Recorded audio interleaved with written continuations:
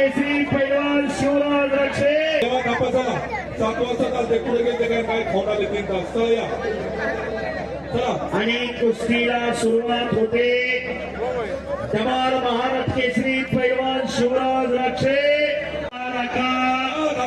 देवा तपाला बाहेर घ्या आणि शांतता राखा. कुस्ती चालू झाली. दोन्ही पायाला त्या भावलेला शिवराज राक्षे जरा शांतता राखा विनंती. प्रेक्षकांना कुस्ती पाहू द्या.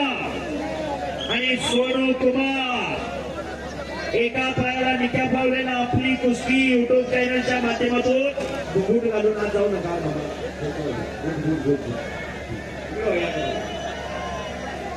कुस्ती चालू झालेली आहे. तगडी कुस्ती लागलेली आहे. हजारो प्रेक्षकांचे डोळे कुस्तीकडे लागलेले आहे. शिवराज राक्षे खेड तालुक्याचा राजा